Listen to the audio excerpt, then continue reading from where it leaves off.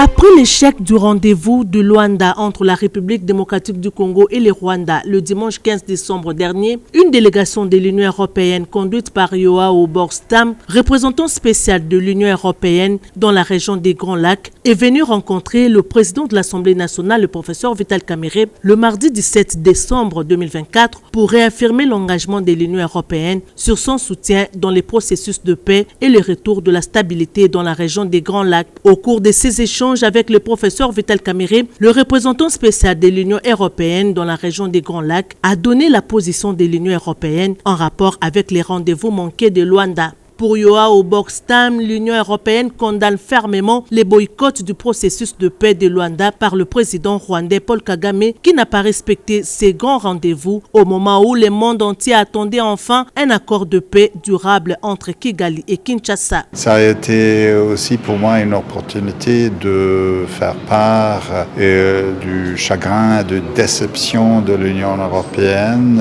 par rapport à ce qui vient de se passer à Luanda ce week-end. J'ai aussi réfléchi sur le plus grand respect qu'on partage avec la République démocratique du Congo pour les efforts de la médiation angolaise. Et j'ai aussi souligné l'importance que les leaders respectifs restent fermement engagés dans un processus de paix. Les peuples de la région méritent tous des chefs de gouvernement et chefs d'État avec un sérieux engagement pour la paix et pour la stabilité dans la région. J'ai aussi fait part auprès du président de l'Assemblée nationale de la position très ferme de l'Union européenne, c'est-à-dire il faut que les troupes rwandaises présentes sur sol congolais se retirent, il faut que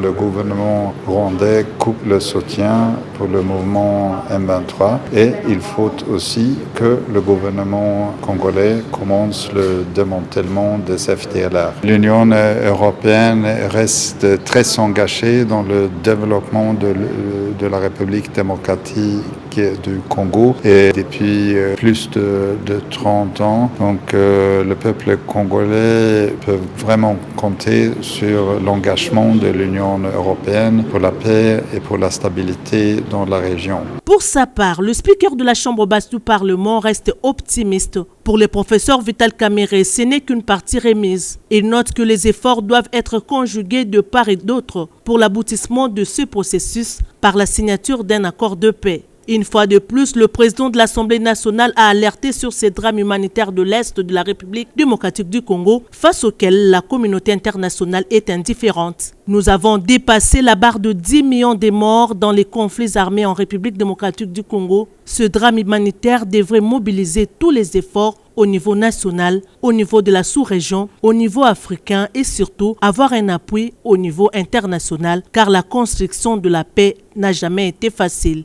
a déclaré Vital Kamerhe. Le président de l'Assemblée nationale, le professeur Vital Kamerhe, demande à tous les peuples congolais de soutenir les efforts combien louables du président angolais Joao Lourenço et du président congolais Félix Antoine Tshisekedi Tshilombo dans la recherche de la paix en République démocratique du Congo.